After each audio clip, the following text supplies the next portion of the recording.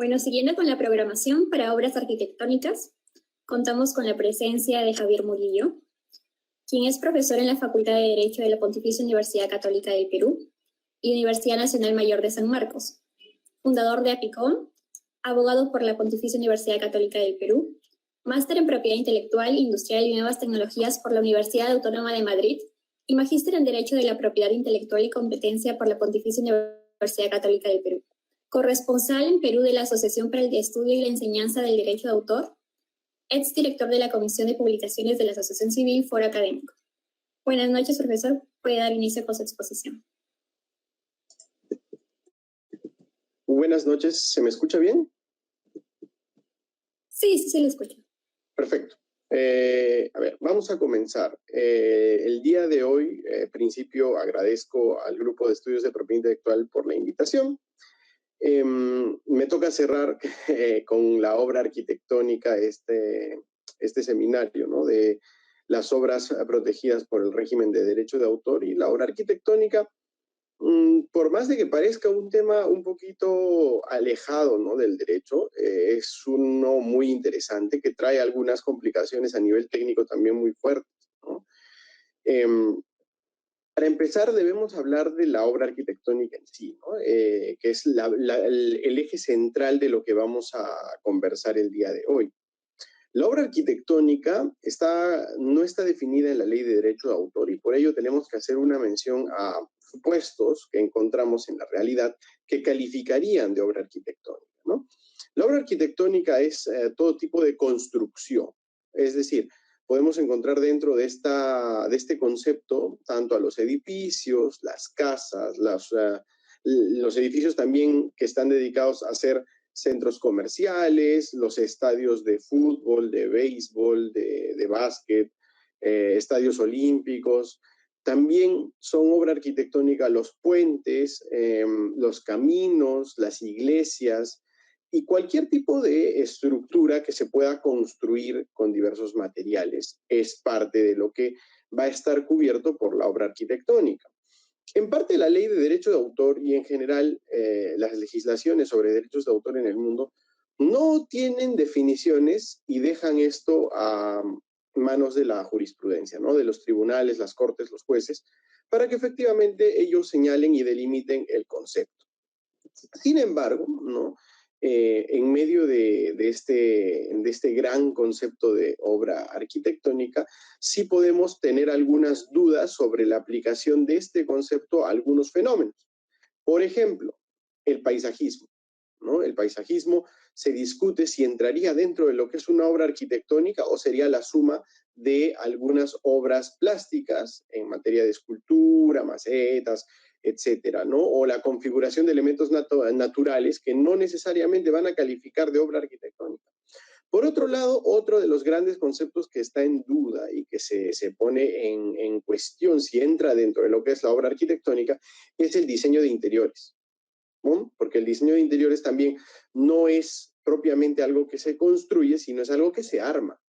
Desde el propio verbo que nos lleva a clasificar lo que se hace lo que se hace en el proceso creativo de una obra arquitectónica es distinto a lo que se hace, ¿no?, en el proceso de diseño de interiores. Entonces, ojo, yo no quiero decir que están excluidos, yo quiero ponerlo en duda, ¿ya? ¿Por qué? Porque, y esto hay que mencionarlo y ser muy claros, el INDECOPI y la jurisprudencia nacional, curiosamente, tiene un precedente de observancia obligatoria a nivel judicial sobre la obra arquitectónica, pero en materia del propio INDECOPI no hay mucha casuística, no hay muchos casos y, claro, nuestra jurisprudencia no es culpa de la Oficina de Derechos de Autor ni del Tribunal de Propiedad Intelectual en el INDECOPI, sino que no se presentan los casos porque no tenemos una cultura de propiedad intelectual como para tener desarrollado este tipo de conceptos, ¿no? Entonces, es una labor titánica para nosotros los docentes o abogados encargados de hacer exposiciones, porque tenemos que rebuscar y escarbar durante un buen rato el buscador de jurisprudencia de INDECOPI, que tampoco tiene palabras claves tan claras, y nos damos de cara con la situación de que no hay mucha jurisprudencia sobre ello, ¿no? Entonces, para dejar en claro entonces qué es la obra arquitectónica, es una creación intelectual que se realiza y se construye, ¿no?, tiene la finalidad de ser construida, ¿no?, en la realidad. Abarca diversos tipos de construcciones, como lo hemos podido ver. ¿Cuáles no abarcarían? Esto sí, las obras plásticas. Las obras plásticas están fuera de lo que sería la obra arquitectónica. ¿A qué me refiero con obras plásticas? Una escultura, por ejemplo. Eso no es obra arquitectónica. Es más, podemos pasar a la siguiente diapositiva y señalar qué cosa también no entraría, que serían los planos, ¿no? Los planos no son obra arquitectónica, son simplemente una obra plástica.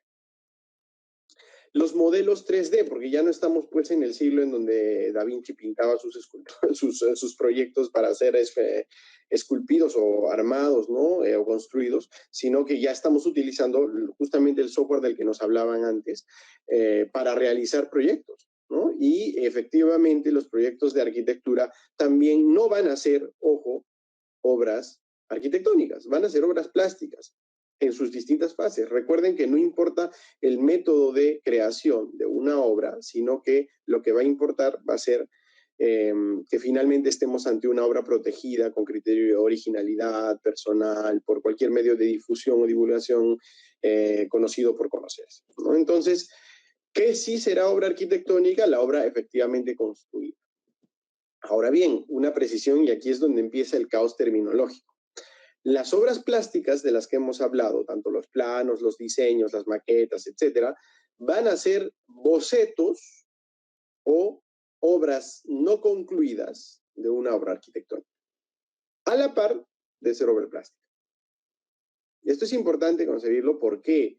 Porque efectivamente una obra arquitectónica va a ser construida y ese va a ser el corpus mechanicum que existe y la obra en donde la podemos ver. Pero la obra arquitectónica estará en una fase previa en estos bocetos, pero eso no la convierte en obra arquitectónica, sino que estas obras plásticas van a constituir bosquejos o trabajos parciales de lo que va a ser la obra arquitectónica. Entonces, con esas precisiones podemos entrar ya a lo que dice la ley.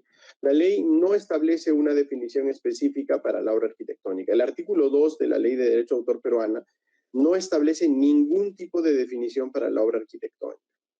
Al contrario, sí nos señala lo que sería una obra plástica, ¿no? Es aquella cuya finalidad apela al sentido estético de la persona que la contempla. Pinturas, bocetos, dibujos, grabados, litografías. ¿Por qué menciono la obra plástica?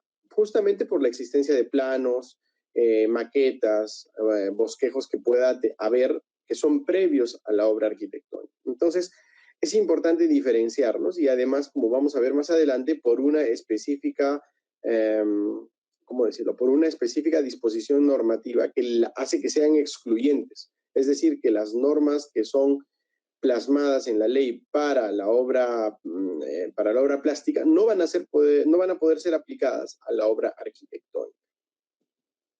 Entonces comenzamos con algunas preguntas. En la exposición voy a soltar así preguntas sueltas, ¿no? La primera es, al iniciar la labor de los arquitectos y las arquitectas surgen las creaciones, ¿no? Los planos, diseños, bosquejos y similares, ¿son obras arquitectónicas? Podemos decir que no, pero sí son obras previas, actos preparatorios para una obra arquitectónica. ¿Cuándo se avanza, ¿no? En la labor de los arquitectos y arquitectas se sigue creando. Las maquetas, proyecciones 3D también van a ser obras plásticas, ¿no? En forma de escultura, ¿no? No van a ser obra arquitectónica en miniatura, por así decirlo, ¿no? No podemos llamarle a una maqueta pequeña o a un diseño que veamos en algún programa de diseño arquitectónico en computadora, una obra arquitectónica. Vamos a tener que ir primero con pausa y de ahí, recién cuando esté construida, hablamos recién de obra arquitectónica.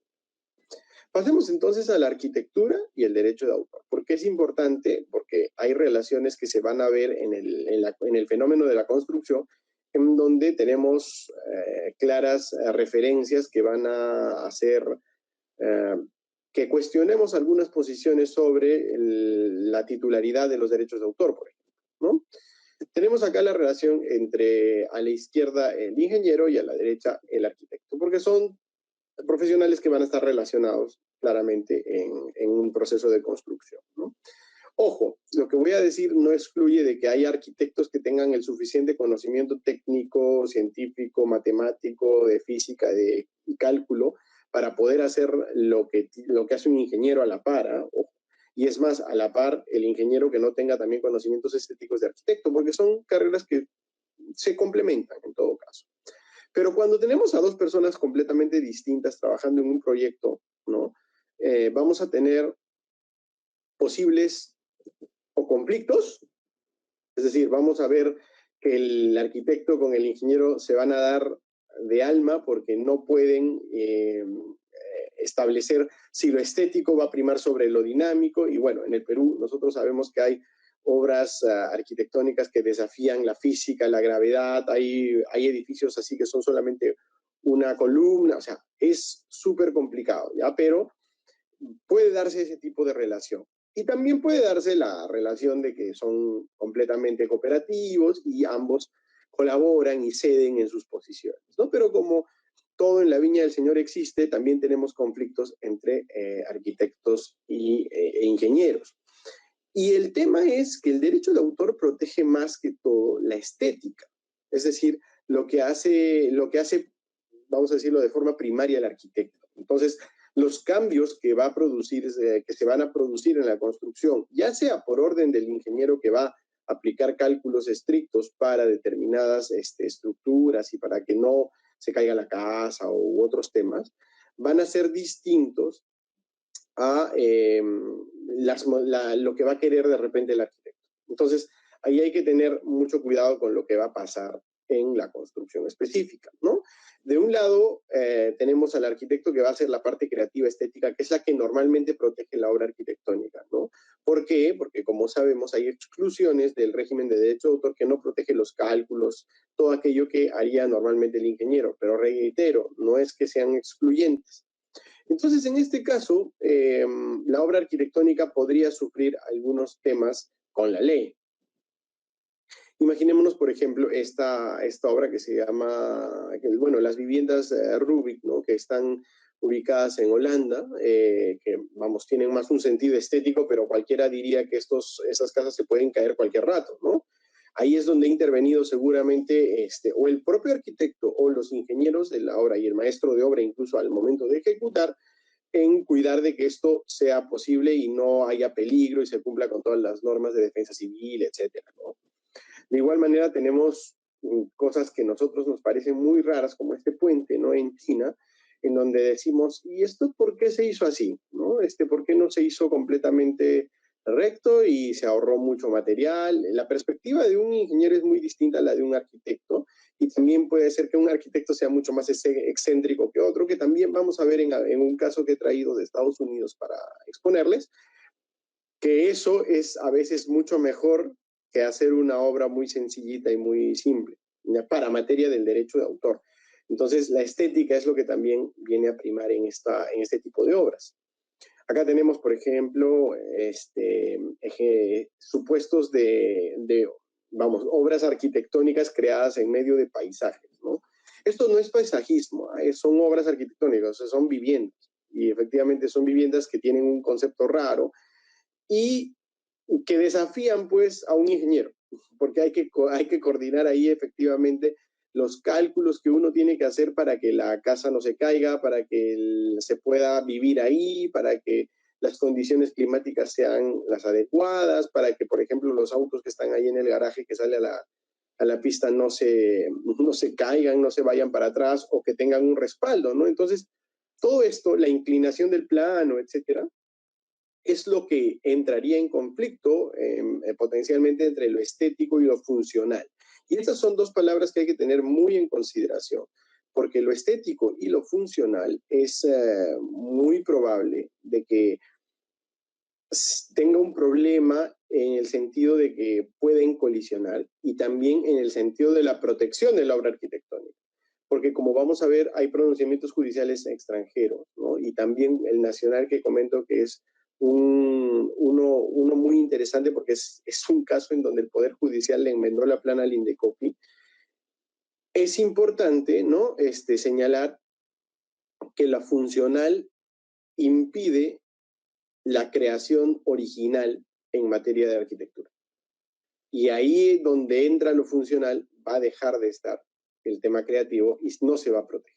Por eso digo que a veces es un poquito mejor ser más excéntricos en las creaciones arquitectónicas que ser un poco sencillos, simples, concisos y planos, llanos, ¿no? Acá surgen otras dos preguntas. Primero, si la obra arquitectónica es aquella que está construida, ¿no? Todos aquellos que participan en la ejecución de la obra son coautores con el arquitecto. ¿Por qué digo esto? Porque la obra plástica, y es conocido a nivel mundial esto, que tiene dos formas de ver la originalidad. La primera parte es la concepción y la segunda parte la ejecución, ¿no? La concepción es la idea que uno tiene, que la plasma en un boceto y después, luego la ejecución es la parte en que cogemos los pinceles, los plumones, crayoles, o óleo o lo que sea, el lienzo y empezamos a pintar, ¿no? Eso en una obra plástica. En la obra arquitectónica podemos utilizar esta analogía de las dos fases, pero ya también vamos a tener que decir que en la ejecución no hay nada de original. ¿Por qué? Por seguir simplemente una exclusión que genera el precedente Agrotrade Infutexa en el Perú. Es decir, no va a ser protegido aquellas instrucciones manuales o el desarrollo de instrucciones manuales. Es decir, todo lo que se ordene por parte del ingeniero, el jefe de obra o los obreros y que van a hacer para construir la obra arquitectónica no va a ser protegido. Entonces, no se genera un supuesto de cotitularidad. ¿Por qué? Porque los planos que han sido diseñados previamente y concebidos específicamente por el arquitecto son la obra arquitectónica en potencia. Entonces, esa obra arquitectónica en potencia, como lo señalé, un paso previo, luego va a ser plasmado en algo físico, algo construido. Por lo tanto, la respuesta a esta primera pregunta es, ¿serán cotitulares el maestro de obras, el ingeniero? No, no, para nada. ¿No? El arquitecto, bueno, y si es parte de una firma de arquitectos, es decir, que tengan un equipo, también ahí sí podrá haber cotitularidad, pero en principio con el ingeniero o el jefe de obra no va a haber ningún supuesto de cotitularidad, ¿no? La segunda pregunta es si se requieren modificaciones funcionales necesarias, y ahí es justamente el tema de lo que veíamos, ¿no? Lo que cambia de facto el ingeniero y se ejecuta en la obra son modificaciones no autorizadas de la obra arquitectónica. Ahí vamos a un tema ya espinoso que no nos trae una solución la jurisprudencia nacional, es en el sentido de que lo que va a tener que modificar el ingeniero es para que no se te caiga tu casa, o porque no se caiga el centro comercial, o no se caiga el puente, ¿no? La iglesia, o la obra que tengamos al frente, ¿no? Entonces vamos a ver que esto se va a solucionar con una regla especial que tiene la Ley de Derecho de Autor peruana, especificada, y que va a primar uno de los dos intereses, ¿no? Y específicamente, voy a hacerles un spoiler acá, es el interés del ingeniero de la funcionalidad. ¿Por qué? Porque esta es una obra tan especial que, como les dije, donde entra la funcionalidad, no va a poder haber cabida la creatividad. O sea, prima la funcionalidad a la creatividad en este caso. Entonces, si un proyecto es imposible, ¿no? Como los que estábamos viendo, bueno, estos no son imposibles, estos son posibles, pero si hubiera un proyecto que la inclinación está tan baja, el ingeniero lo ve, hace el cálculo, el arquitecto se equivocó y tiene que modificarlo, la ley va a primar eso. ¿Ok? Entonces, sigamos. Las normas en el Perú acerca de las obras arquitectónicas, ¿no? Lo primero es el reconocimiento de la obra arquitectónica. Si bien yo dije que no había una definición, ¿no? en la ley, sí existe reconocimiento de que se va a proteger la obra arquitectónica. En principio tenemos el inciso G del artículo 5 de la Ley de Derecho de Autor que señala que está protegida la obra arquitectónica, a lo que hemos hecho referencia hasta el momento, ¿no? Lo construido. Ahí está el corpus mechanicum, la construcción, y el corpus mysticum es la apariencia, la forma de esta construcción específica. Luego tenemos el inciso I del artículo 5 que señala, ojo, están comprendidas también las ilustraciones, mapas, planos, bosquejos y obras plásticas relativas a la arquitectura. Esta es otra señal del legislador, ¿no? De 1996, de la Ley de Derecho de Autor peruana, que nos pone claramente, ojo, la obra arquitectónica es distinta a la obra que tú tienes en un plano, en un boceto, que esas son obras plásticas, ¿no? Pero como digo, no podemos deslindarlo uno del otro porque la obra que está la obra que está ahí en los bocetos, en los planos, en la maqueta, etcétera, son obra arquitectónica en potencia. Entonces, la ley no entra a ese nivel técnico, porque claro, la ley no tiene que ponernos específicamente qué tenemos que entender, ¿no? Esto debería ser materia de explicación por parte de la jurisprudencia, pero no le ayudamos mucho al INDECOPI, porque no existen muchos casos de esto, ¿no? Entonces, el punto importante aquí es que tenemos las obras plásticas relativas, ¿no?, a la arquitectura, ilustraciones, mapas, esculturas, maqueta, diseño 3D, ¿no? Y por otro lado, la obra arquitectónica, que es la construida efectivamente. Lo siguiente es justamente esta disposición que le señalaba, ¿no? Que el inciso 28 del artículo 2, que es el mismo que define la obra plástica, nuestra ley no es tan sistemática como quisiéramos, señala esto: las disposiciones específicas de esta ley para obras plásticas, o sea, todo lo que está en el capítulo de obras plásticas, que son unos 4 o 5 artículos específicos de la ley de derecho de autor, no se aplican a las fotografías, obras arquitectónicas y audiovisuales, específicamente a las obras arquitectónicas. Entonces, esto es otra muestra más de que tenemos que diferenciar las obras plásticas, ilustraciones, mapas, planos, bosquejos. Yo sumaría ahí esculturas, maquetas y diseños 3D en computadora de la obra arquitectónica. ¿Cuál es la principal diferencia? Es que la obra arquitectónica está construida. Y esto tiene mucho sentido, lo vamos a ver por qué.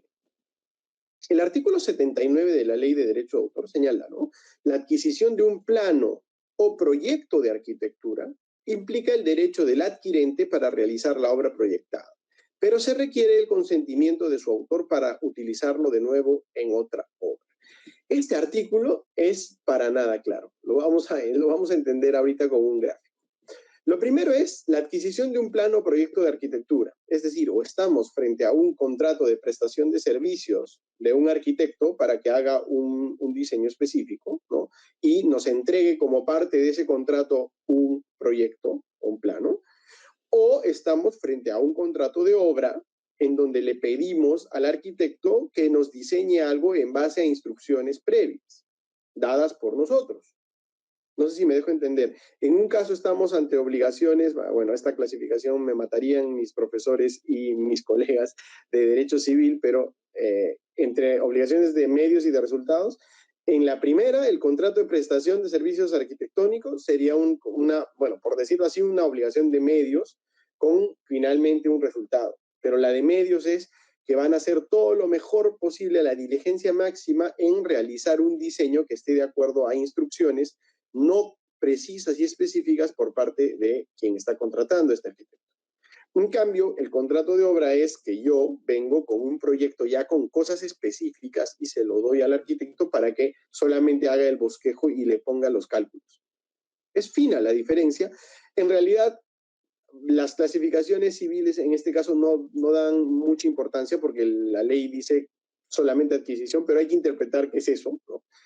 Y dice, eso implica el derecho del adquirente, o sea, de ese corpus mechanicum, es decir, del plano o del proyecto, de hacer la obra, construir la obra, ¿no? Sea una iglesia, centro comercial, etcétera, etcétera.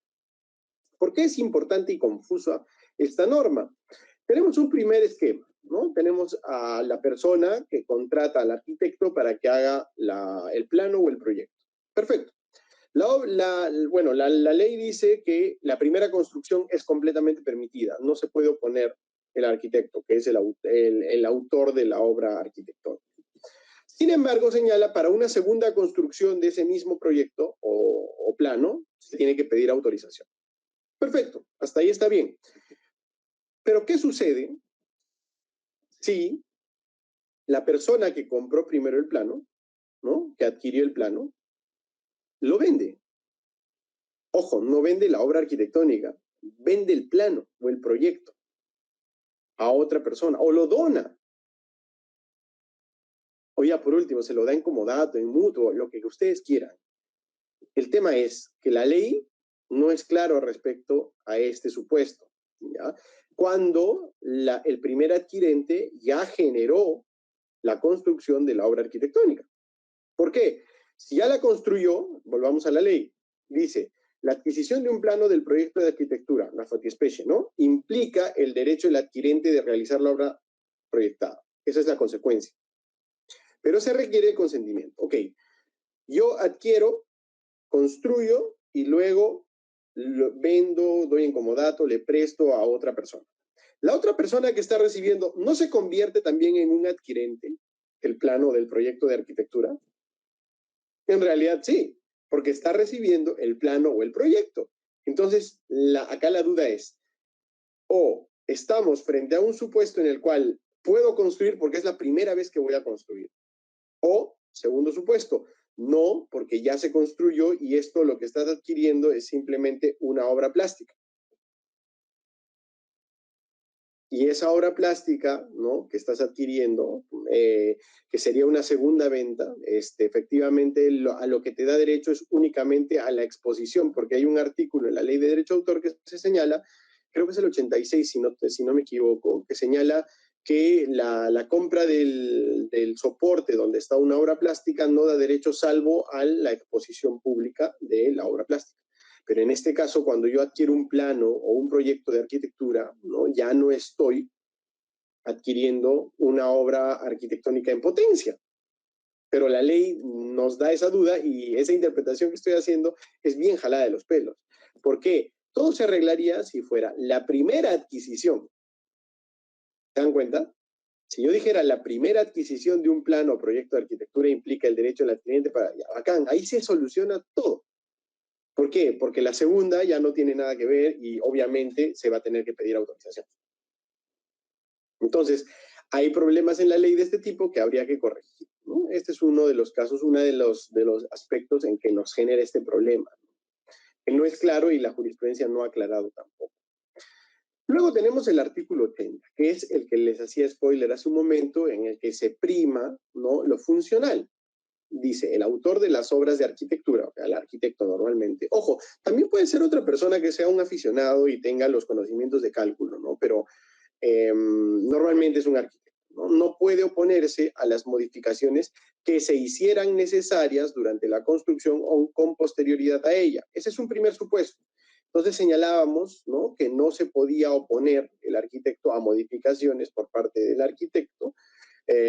Perdón, al revés, no se puede oponer el arquitecto a modificaciones por parte del ingeniero cuando son necesarias para que el edificio no se caiga o para que no haya pues esos desafíos a la gravedad, a la física que tenemos aquí en el Perú. Pero por otro lado, tenemos el segundo supuesto, ¿no?, que es que tampoco se puede oponer a la demolición. Y ahí sí, bueno, y ahí yo tengo una postura concreta que se la voy a relatar al final, ¿no?, de la lectura de esto. Y luego dice, si las modificaciones se realizan sin el consentimiento del autor, ¿no? Entonces, acá es medio raro, porque primero te dicen que no puede oponerse y luego que, ojo, las pueden hacer incluso. Entonces, hay situaciones de necesidad en donde hay que modificar la obra para que no se caiga, entonces las haces sí o sí. Prima la ley lo que de facto va a suceder, que se salve la construcción. Luego, si es que se hicieron así, le da un derecho, ¿no?, un derecho potestativo, diría yo, al arquitecto de repudiar la paternidad de la obra modificada. Y bueno, claro, y ahí la sujeción justo de este derecho potestativo es efectivamente que el propietario ya no pueda decir que esa creación es del arquitecto. Acá surgen 1000 preguntas. La primera es, ojo, cuando se demuele, ¿existe algún medio de conservación de la obra, al menos en otros formatos? Tipo, se le exige una carga a quien va a demoler de tomar fotografías para el portafolio arquitectónico de esta persona. ¿Se le debería permitir? Desde mi punto de vista, sí, efectuando uso del derecho de acceso a la obra, ¿no? En este caso, no vamos a decir que es una obra única, quizás porque puede serlo, ¿no? Pero podríamos utilizar el derecho de acceso para registrar fotográficamente, ¿no?, el proyecto de arquitectura para que quede en el portafolio arquitectónico de la persona, del arquitecto, ¿no?, para que siga haciendo su profesión y se aumenten las obras que va a hacer y la creatividad y el incentivo para que lo contraten y siga haciendo obras, ¿no? Por otro lado, es cómo vamos a llevar a cabo este derecho de repudio, porque la verdad, en principio, existe obligación, estamos viendo, de mencionar al arquitecto en la construcción misma. O sea, existe un derecho de paternidad por el cual tenemos que mencionarlo. Y yo les pregunto y los reto, ¿alguien en su casa tiene una placa con el nombre del arquitecto que generó su edificio? ¿O su casa? No, estoy seguro que no. Estoy segurísimo que no. A eso va el sentido de la originalidad de la obra. Si su casa, perdónenme, no quiero ser ofensivo, pero si no es original en términos de derecho de autor, la casa en donde viven o el edificio en donde viven, el que yo tengo, por ejemplo, es donde yo vivo, el edificio tiene una portada muy, muy bonita e interesante que desde mi punto de vista sí podría ser protegida, pero han surgido otras del mismo tipo. Entonces, la pregunta es, ¿era original, no era original? ¿Era algo necesario, funcional? Ya no lo sé, ¿no? Ahora bien, existen excepciones, ¿no?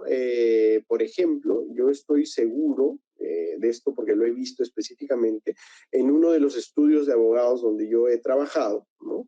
Vi que el edificio tiene una plaquita donde efectivamente se pone quién hizo el diseño de ese estudio de abogados.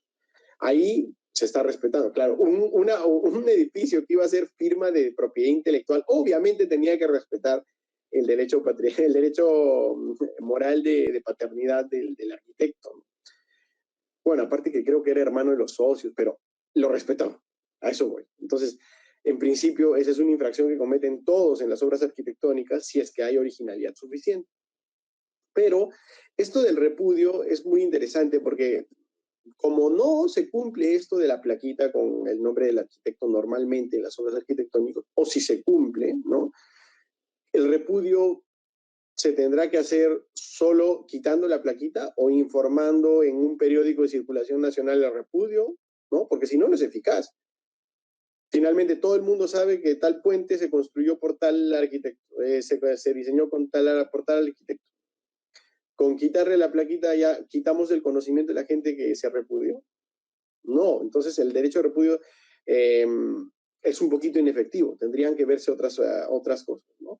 Ahora bien, otro tema es, estas modificaciones a las que hace presencia este artículo, ¿son las necesarias completamente o son modificaciones leves? O son las que a criterio del arquitecto son o impiden, ¿no? Que tengamos ¿cómo decirlo? Que podamos seguir diciendo que este arquitecto es quien diseñó esa construcción. Son varias preguntas que también lamentablemente tengo que dejarles con la duda porque puedo esbozar yo una teoría, pero el Indecopi no ha resuelto casos sobre ello. Entonces, claro, los pronósticos, vamos a decirlo, mis pronósticos en opinión profesional y académica es que las modificaciones tienen que ser las modificaciones urgentes, necesarias, máximas para la funcionalidad específica. O sea, modificar cosas para que no se caiga el edificio, para que no se caiga la casa, pero no modificaciones leves, breves como un color o ponerle un poco más de rejas a un costado para seguridad de la gente que no se caiga, cosas así, no van. Otro pronóstico es que se debería permitir frente a la demolición el registro fotográfico de todas formas. Otro pronóstico que tengo es que el repudio tiene que generarse un mecanismo de repudio que sea de conocimiento mayor a quitar una placa de la propia obra, ¿no? Sabemos que el artículo 11 de la Ley de Derecho de Autor dice que se presume que es el autor de la obra quien figura en el soporte de la forma usual. Ya, pero vamos a ver, si nadie cumple lo de la plaquita, entonces tenemos que hacer de conocimiento que se ha repudiado dicha obra. Y eso se logra no mediante quitar una placa, sino mediante una acción que es poner en conocimiento de las personas, ¿no? Y finalmente, también tomar en consideración, ¿no? Que este repudio es una cosa excepcional y que debería también generar, aunque no se señala en la ley, la previa indemnización, ¿no? Porque si vamos a tener un supuesto abierto en donde se permiten las modificaciones leves y las modificaciones más graves, en las más graves no hay problema, porque en realidad tú estás primando la funcionalidad, pero si son las leves y vamos a permitir el repudio, debería permitirse un mecanismo de resarcimiento. ¿Por qué? Porque yo contrato a un arquitecto por la reputación de ese arquitecto, porque me gustan sus diseños y porque puedo decir y sacar a relucir que mi casa la hizo tal arquitecto. ¿No? Solamente que el tema del derecho de paternidad y la reputación en el mercado como agente del mercado, arquitecto, es algo que no se ha tocado mucho en el Perú, en el mundo en realidad. y es una carta de presentación que se debe tomar para el portafolio profesional de ese arquitecto. Viendo las preguntas, tenemos lo que ya señalé, ¿no? Y ya avancé con esas preguntas. Primero, si el adquirente, ¿no? de un proyecto o un plano tiene derecho a construir la obra una vez más o tiene que pedir autorización e incluso pagar. Y la otra es cómo se debe proceder con este repudio, ¿no? Y sobre la oposición a la destrucción. Vamos a ver algunos casos sobre obra arquitectónica, ¿ya? Los casos sobre obra arquitectónica que he recopilado, algunos son peruanos sin resolver, hay uno peruano específico y algunos de Estados Unidos y uno de España. A ver, el primero es este, ¿no? El Ministerio de Educación construye un edificio, se ve que ha sido copia de otro edificio que está ubicado en Venezuela o en Colombia, no me acuerdo exactamente. Y claro, las redes explotaron, ¿no? Esto es igualito, esto es una copia, vamos, lo dejaron ahí.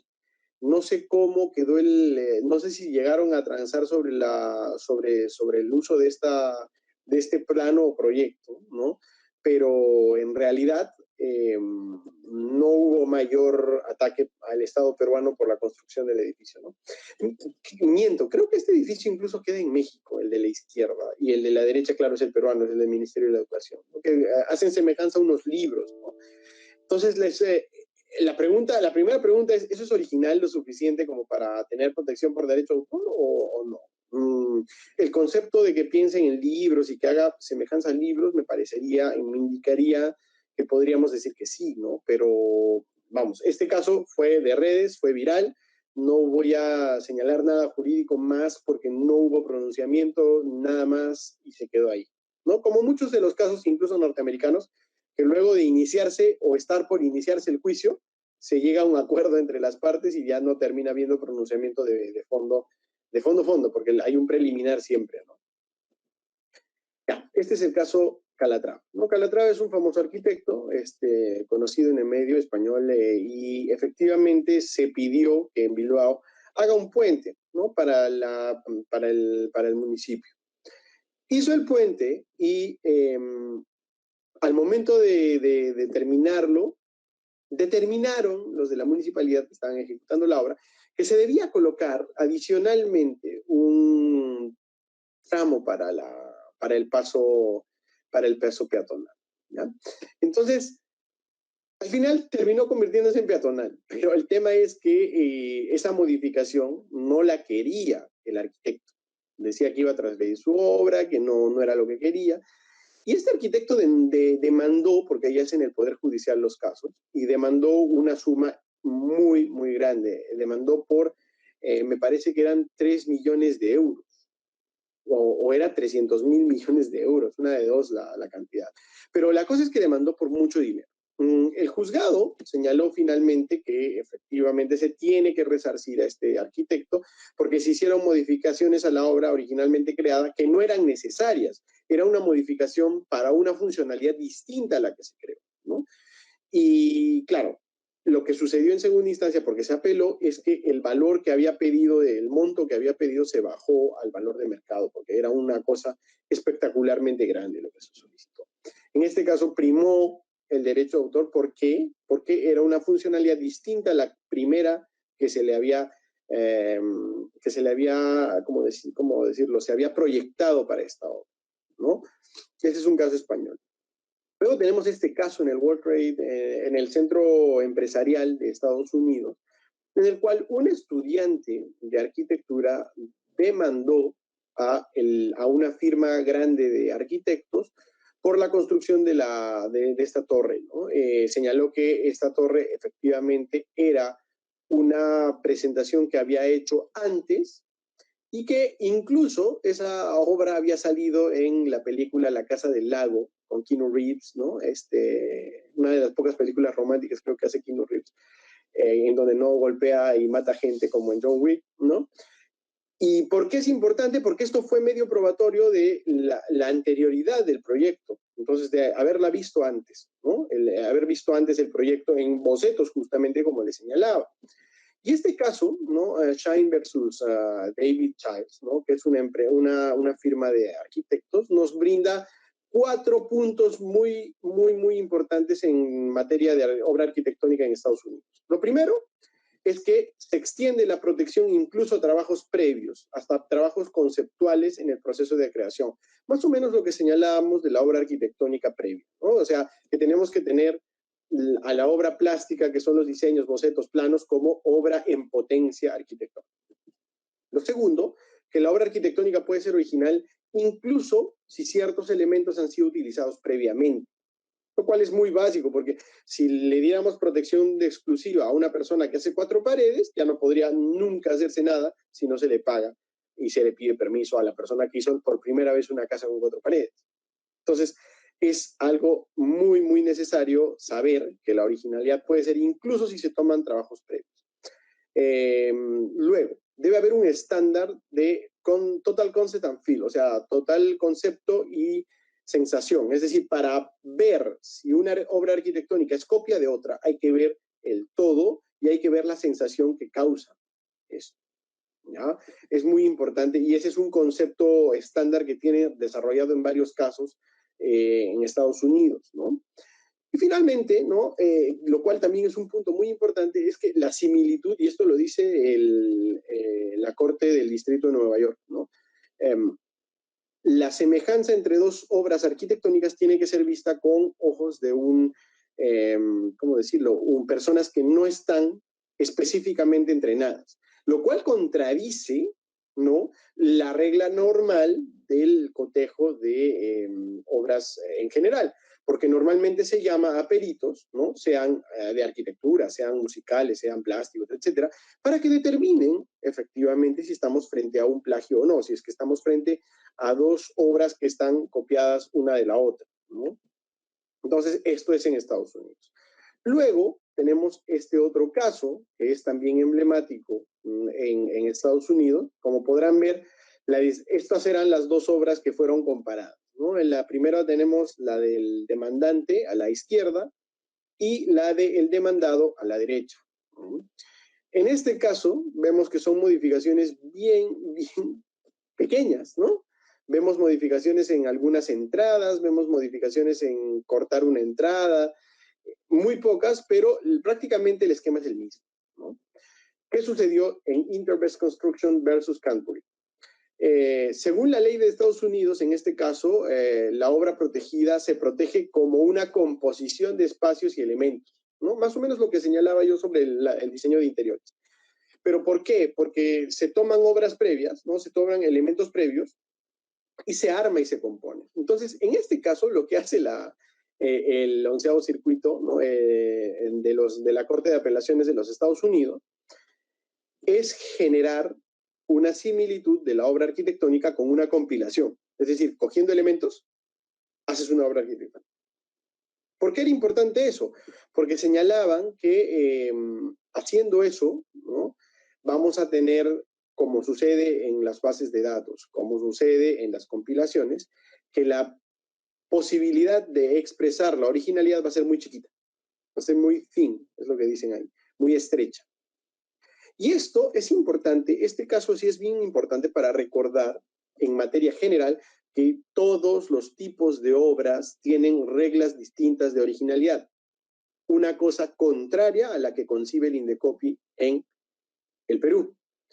Ellos aplican al Rotating Futex a todo tipo de obras.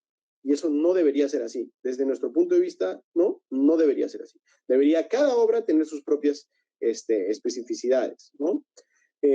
Ya lo pronunció el Indecopi en materia de obra fotográfica. En este caso, en obra arquitectónica, el Poder Judicial ha sido quien ha tenido que decirle eso. Pero bueno, este caso nos recuerda eso de los niveles.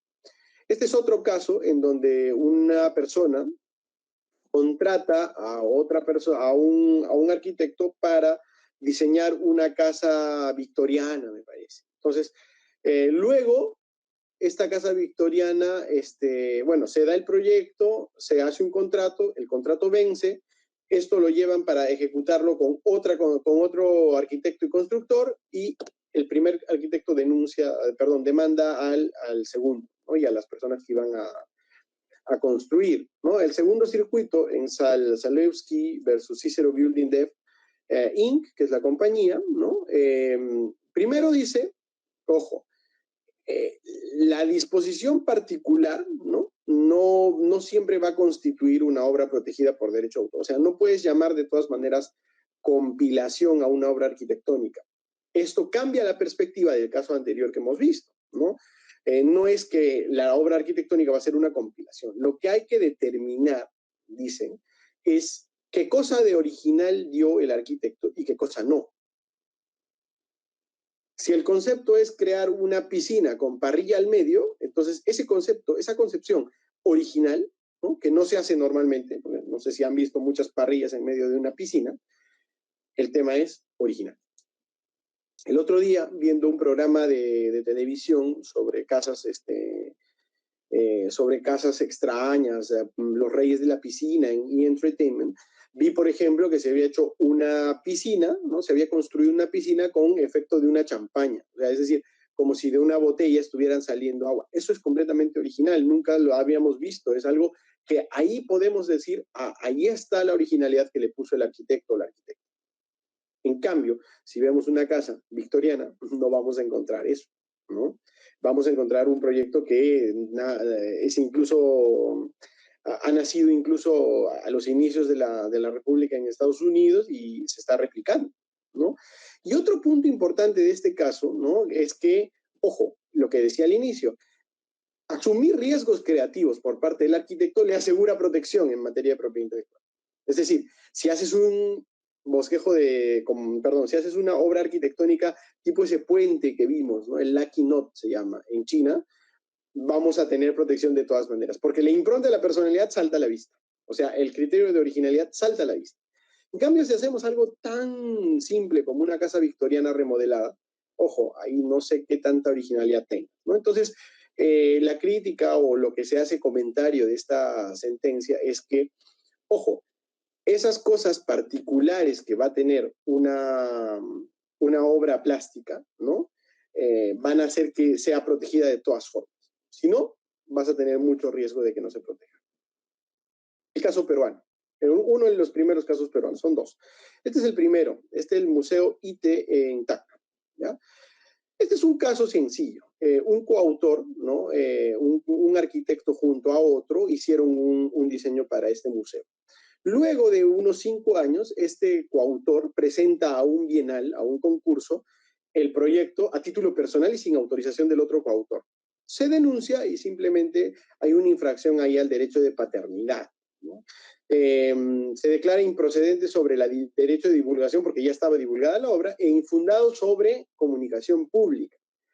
Pero esto es un tema técnico de derechos de autor en el sentido de que nunca se le imputó sobre distribución, que era yo recibo un boceto, y veo el plano de la obra arquitectónica y es obra plástica, ojo, veo el diseño, eso es distribución. En cambio, si se coloca en internet, eso ya es otra cosa, eso ya es comunicación pública. Nunca se probó.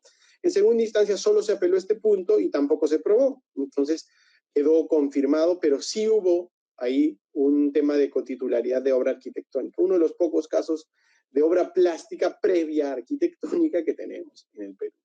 Y el segundo caso es el que señaló que justamente dio pie a subir incluso a contencioso administrativo, que es el caso de David Ramos, ¿no?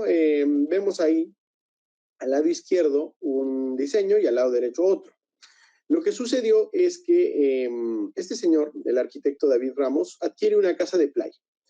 En el brochure, ¿no? En el folleto donde se le vende la casa de playa, tenemos el bosquejo de la derecha. Y en este bosquejo de la derecha no le gustó. Entonces, como era arquitecto, se dio el trabajo de, voy a hacer modificaciones y se lo voy a pasar a la empresa para que lo hagan así. No sé, no se sabe si la empresa le dio esa autorización, si hubo permiso o sea, si es que iban a aceptar eso, pero al parecer sí. Entonces, este arquitecto modifica todo lo que está en líneas cruzadas, ¿no? Lo modifica, como se puede ver. ¿Y por qué lo modifica? Porque a él le gustaba así y quería así su casa. Entonces, lo manda a la constructora y la constructora se olvida de él por un tiempo. Y al olvidarse de él, luego él va al proyecto a ver cómo lo estaban construyendo y lo construyeron igual a su modelo. Genial. Pero no solo eso, sino que todas las casas de esa misma línea en el condominio tenían el modelo del señor. Y él dijo, oye, eso te lo he hecho yo para mí y no para los demás. has utilizado, ¿no?, el plano para todo el resto y no me has pedido autorización y no me has pagado. Entonces se denuncia. Y en este caso, ¿no?, al momento de resolver, el Indecopi dice, ojo, las modificaciones no tienen originalidad. Eso es lo único que dijo. Esto sube a interpretación prejudicial en la comunidad andina, ¿no?, y se determina que la originalidad está en los elementos que no tienen nada que ver con la funcionalidad. Nuevamente, como el último caso norteamericano que vimos. Y en la Corte Suprema se establece un precedente de observancia obligatoria, ya pasando el contencioso, ¿no?, que es justamente lo que repitió el Tribunal Andino, ¿no? Señaló efectivamente que existe originalidad, existe espacio para la originalidad en todo aquello que no tiene funcionalidad. Es decir, va a estar en todo aquello que no tenga que ver con la funcionalidad, ¿no? Y en la obra derivada hay que ser rigurosos. Es decir, si vamos a tener obras derivadas arquitectónicas, hay que ser muy rigurosos.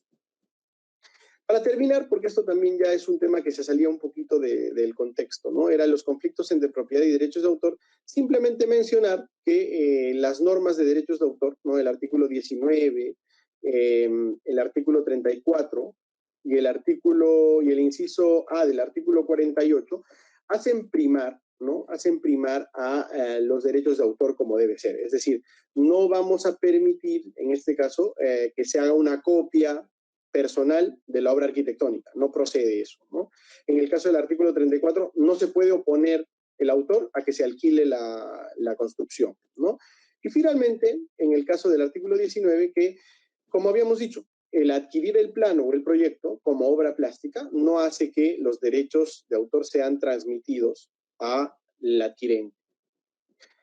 Bueno, y finalmente, lo último que voy a decir, en el caso, ¿no?, de que exista un conflicto entre la propiedad y el derecho de autor, que es propiedad intelectual, ¿no?, estamos frente a valores constitucionales. Y el Indecopi, si quiere apartarse de esas normas que se han señalado o si quiere desarrollarlas, va a tener un limitante muy fuerte, que lamentablemente nos dejó la conformación anterior del Tribunal Constitucional, que fue la eliminación del control difuso.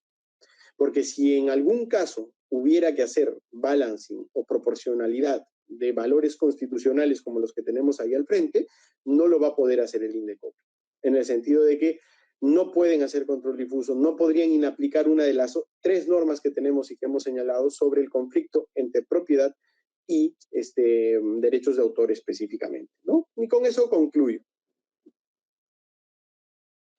Muchas gracias por su interesante exposición, profesor. Para los que quieran mayor información, etcétera, o tengan alguna duda, por el tiempo ya no vamos a poder extendernos, supongo, para preguntas, pueden enviármelo a mi correo electrónico, también escribirme, si no, a la página de Facebook, y también los invito a suscribirse al canal de YouTube, donde cuelgo de tanto en tanto videos sobre derechos de autor y otras cosas, ¿no? Eso, y muchas gracias nuevamente al Grupo de Estudios de Propiedad Intelectual por la invitación.